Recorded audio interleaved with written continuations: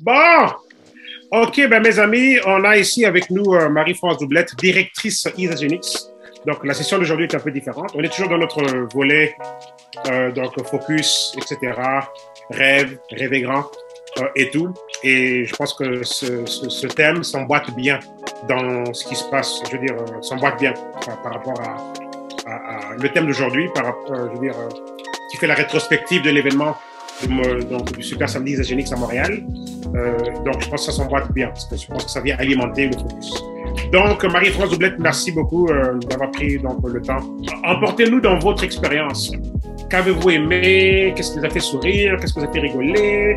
Qu'est-ce qui vous a fait palpiter? Etc. Juste nous emporter dans votre univers. Prenez le temps que vous jugez nécessaire. Mais vraiment, embarquez-nous dans votre expérience, de tout ce que vous avez apprécié. Donc, dans tous les détails possibles, comme ça, ça va au moins faire rêver quelqu'un qui va vous écouter. Donc voilà, chers amis, Marie-France Doublette, directrice Isagenix, basée à Rive-Pontivy, Québec. Allez-y, madame! Bonsoir tout le monde, bonsoir Monsieur Popo. C'est un plaisir d'être là et de vous transmettre qu'est-ce que j'ai vécu ce samedi-là. Ce super samedi, je dirais. Pour moi, c'est une première, mais c'était une première réussie. Et c'était vraiment une belle journée. On avait un public réceptif. Ça là, c'est quand on fait un événement, si le public n'est pas réceptif, je te dis, on n'était pas 2000 personnes, mais c'est comme si on était 2000 personnes dans la salle. Tant que c'était réceptif, il y avait de l'interaction, c'était formidable. On dirait que les gens avaient soif de ce moment. Ou du moins, ceux qui y étaient, on dirait qu'ils étaient contents d'être là. Dans l'assemblée, il y avait quelques personnes qui ne connaissaient pas vraiment les produits, mais je dirais la majorité des personnes qui étaient là, au moins avaient fait connaissance avec un de nos produits.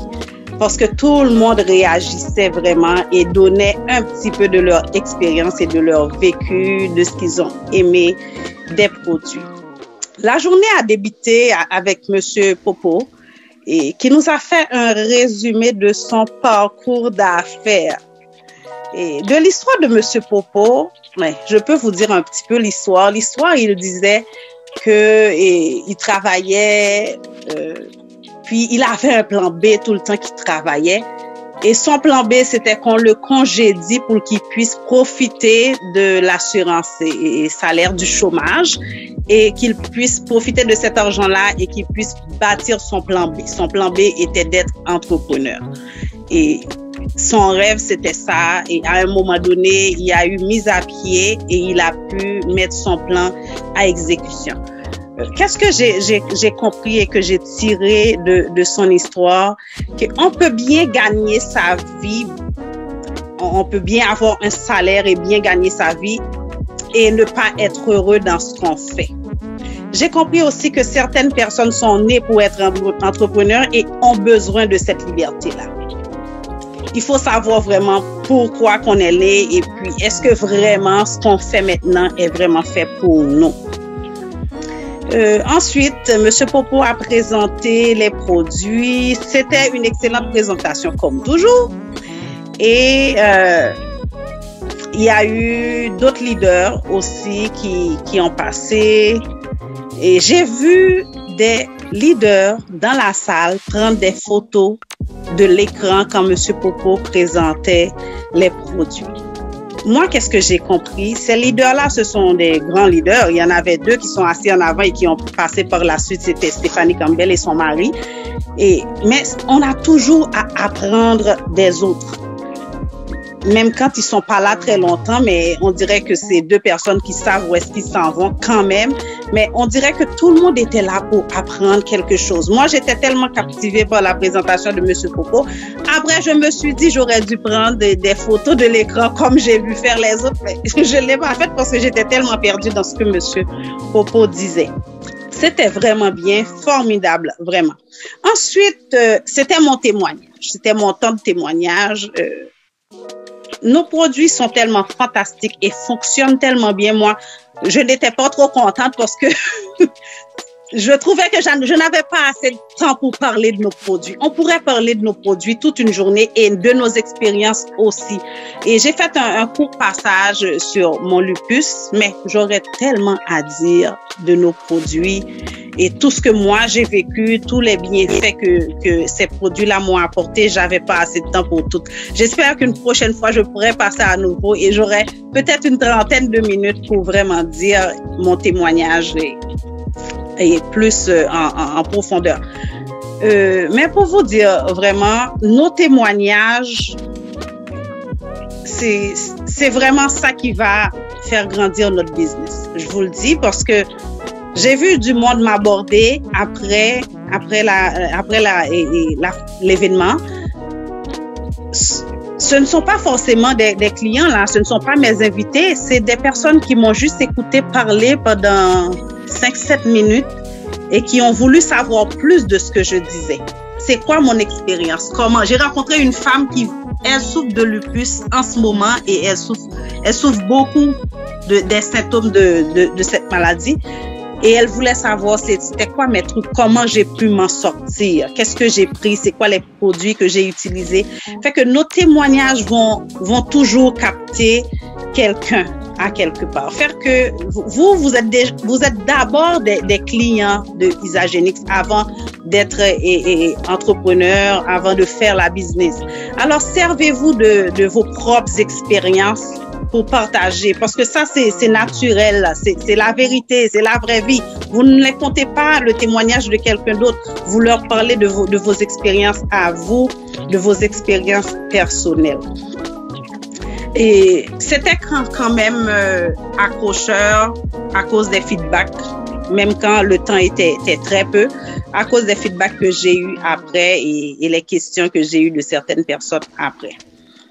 Et j'ai pu faire de nouvelles amies à cet événement-là. Ensuite, on a eu le plan de paie qui a été présenté par un autre entrepreneur hors pair, dont le nom m'échappe.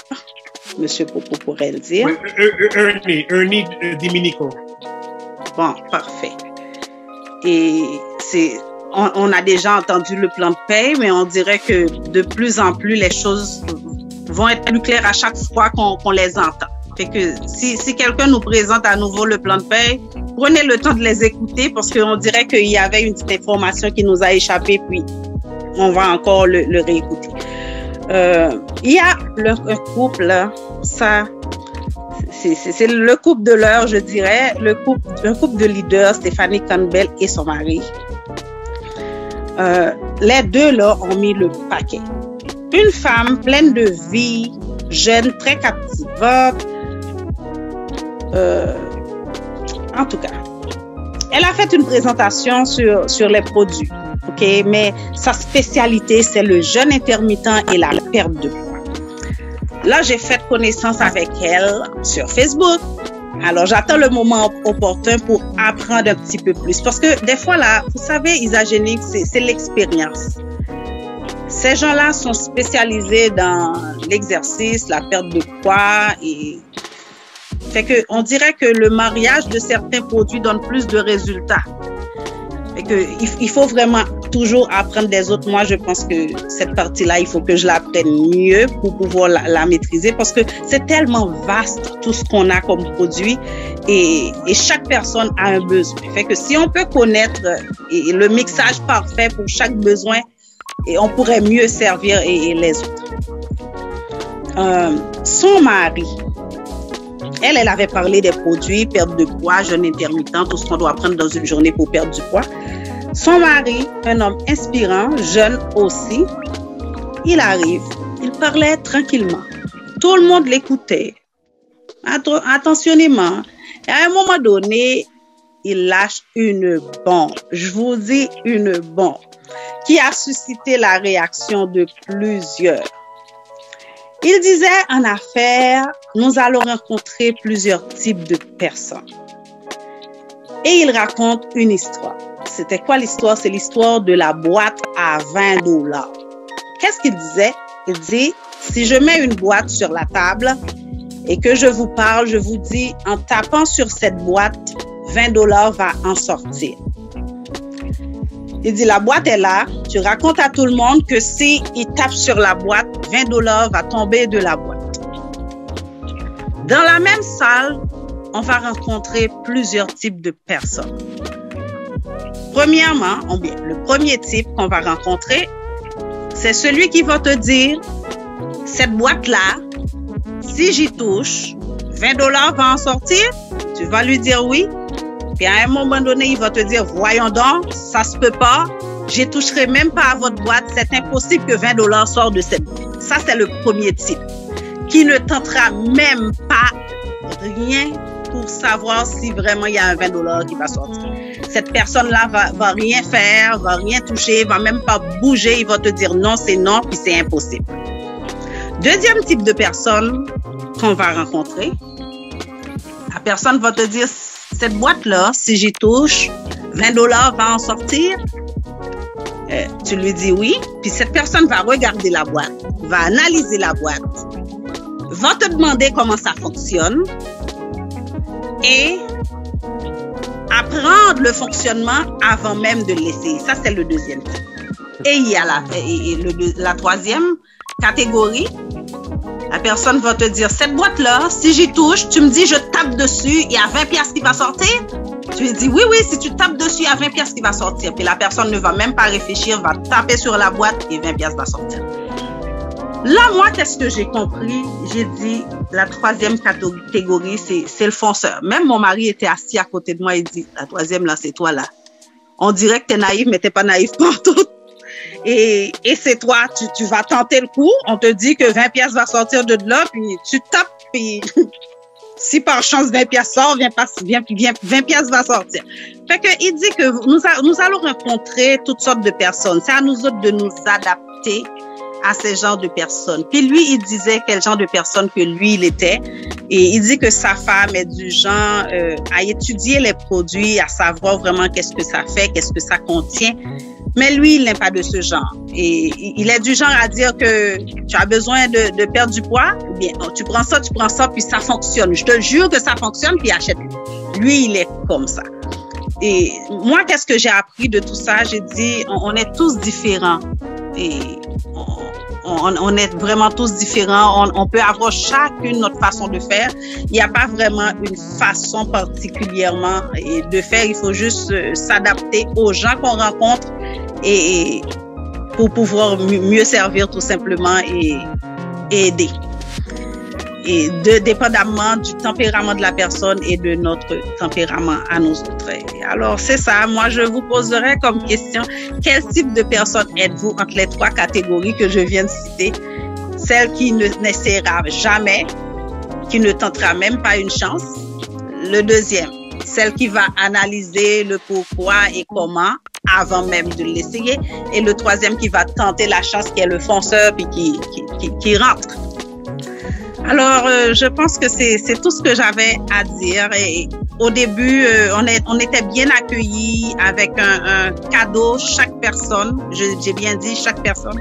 C'était pas seulement les invités. Moi, et dans certains événements que j'y vais, les associés n'ont pas droit au cadeau. Mais tout le monde il y en a encore, là, regardez. Oui. Tout le monde avait droit à un petit cadeau. Fait que notre collation était prête là pour les 3 heures de temps qu'on allait passer. Fait qu'on avait des bonnes collations. Moi, j'ai goûté des choses que je n'ai jamais achetées personnellement à Isagénique. Surtout j'ai pas les dents sucrées.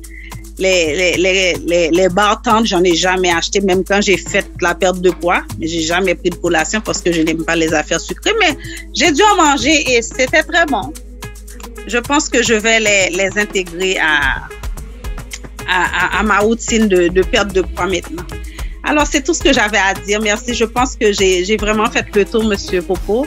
Merci à tout le monde. Ben, restez des nôtres, ne fermez pas encore le micro. Ben, en répondant à la question justement par rapport à la catégorie des personnes, vous vous souvenez comment ce qu'il avait fait?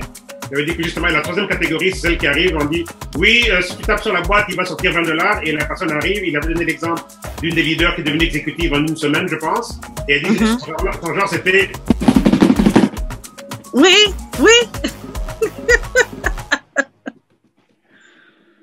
Justement, ben c'est ça. Et moi, c'est vraiment comme ça que je suis rentré dans l'industrie.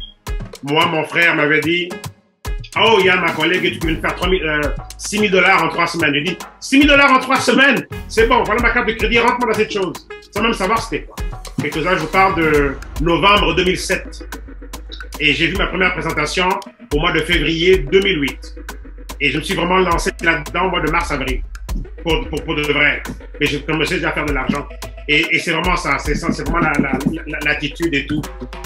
Parfois, on ne se rend pas compte du fait qu'on dorme, sur de l'or et que quelqu'un de l'extérieur peut arriver, un peu comme l'histoire de À 3 pieds de l'or, qui est dans le livre Think and Grow Rich.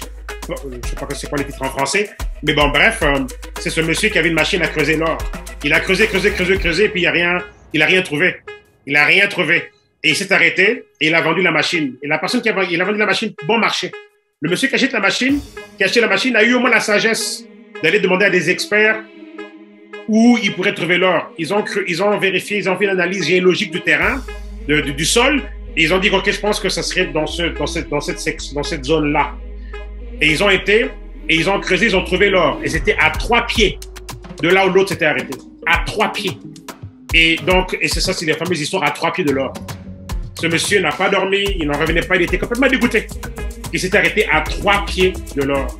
Et ça l'a tellement bouleversé qu'il a décidé qu'il n'allait plus jamais prendre non comme réponse de qui que ce soit. Et dans les années 20 aux États-Unis, ce monsieur-là a commencé à vendre pour $1 million de police d'assurance par année. Avec le dollar des années 20, c'est pas le dollar d'aujourd'hui. Okay, c'était le vrai dollar qui était soutenu par l'or. C'est pas le dollar d'aujourd'hui qui ne vaut rien, ils peuvent imprimer plein de billets et tout. Non, le dollar des années 20 était très puissant.